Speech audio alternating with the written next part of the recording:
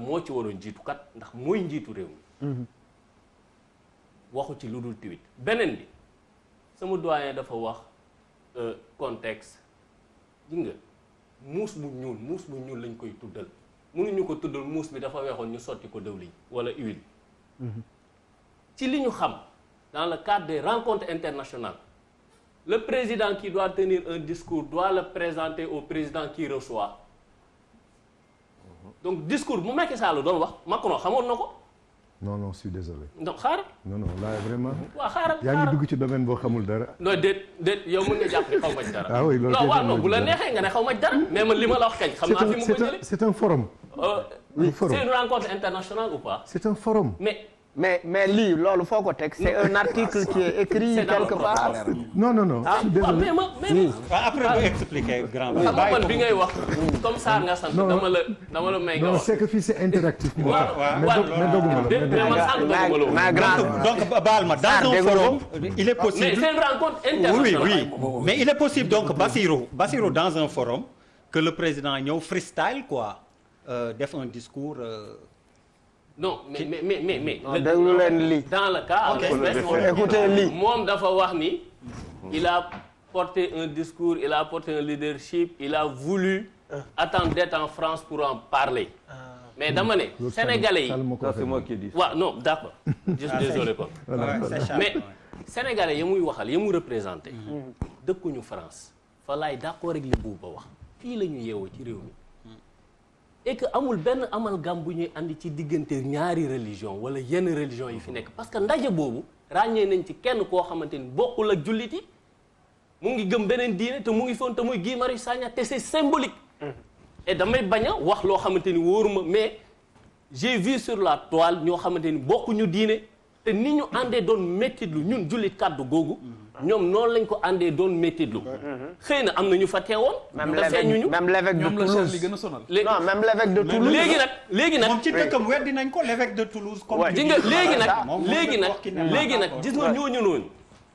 que muy chrétien bi di musulman bi di juif bi ak ki gëmul dara Macky Sall la leen njaboote.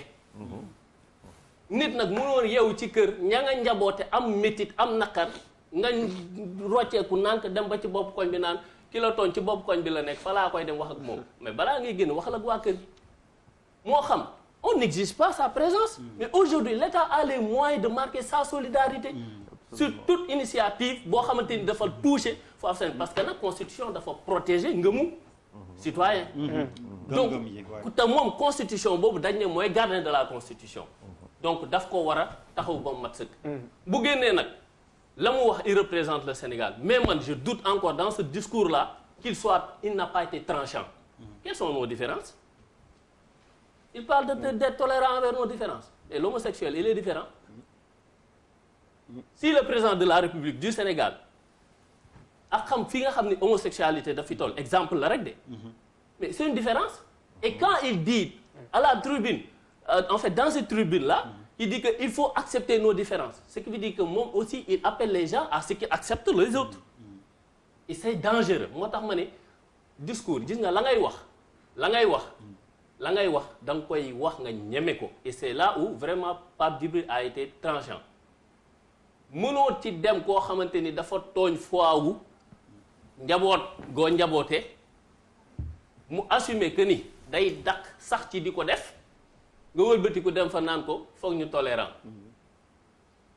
donc il faut être gis nga géopolitique woo diplomatie woo état am na loo xamante ni souveraineté la ba ci sàmm sa ngëmu askan te kenn waru ci nekk di dulier que wala di seet nu ñuy arranger wala ay position Bassirou avant yow mayal Papis waaw dama sam benn xarit Saloum bu dégg olof daf may napp yenn saa yi daf may fàtt di faral di fàtt di benn affaire nit doo ko bañal métitam doo ko néewal métitam doo ko néewal ngëm-ngëmam ngëm-ngëmam quoi li mu sa foi ak bésam y a des choses yoo xam ne nit ak moo ko moom quoi on peut pas le partager avec une autre personne sur cette question autant je suis pas d'accord parfois avec le président Macky Sall si yu bari par exemple sur son silence wala nu mu ko gérer pour le moment en tout cas par rapport à l'immigration je suis pas d'accord xëy na nañ si ñëwaat si en approfondir mais par rapport au discours bi nga xamante ni moom la tenir man bi ma déglu bokk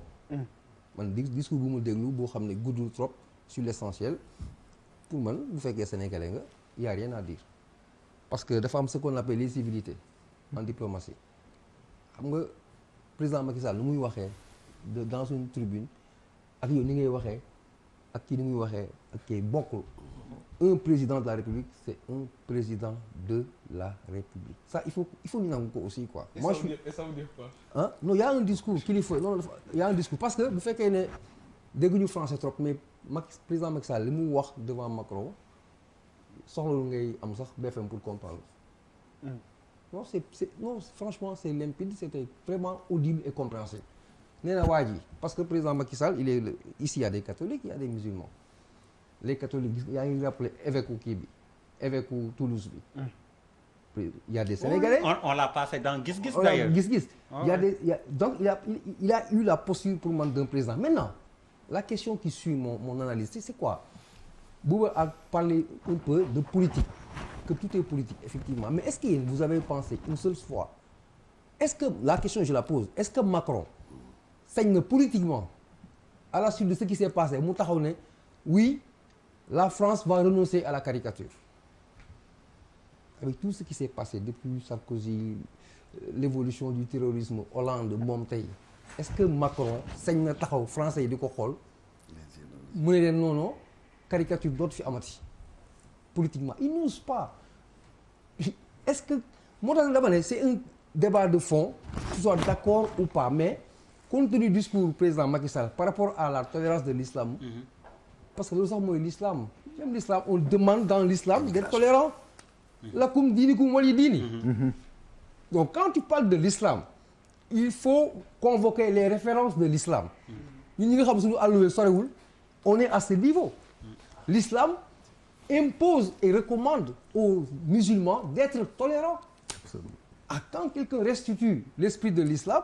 je n'y vois pas d'inconvénient par contre boo mën waxee l'immigration clandestine 400 et quelques morts président bi ay tweet je suis totalement en phase avec toi pour man là président waroon naa def lu ëpp loolu pour ànd ak naqar bi quel que soit parce que moi je fais partie des gens man autant j'accepte cette initiative autant j'ai des questions parce que par exemple man sama doom il a 18 ans aujourd'hui mais sañul xalaatul dans toutes les circonstances possibles mu ñëw naan ma papa damay jël ba mais non billahi wallahi xalaatu ko waaw am na ñu bëri ñu ko def tàggoo ñu en papis non attends je dis ñu bëri ñu ko def tàggoo ñu seet non am na ñoo xam ne j'ai vu des gens man quelqu'un voilà anecdote c'est important ayca semaine bi passé dama sama benn boy musuma xalaat loolu mu moo téléphone grand papis oui dama la mere man ko ça m'a fait tiquer quoi mu ne ma oui yow yaa ngi wax ne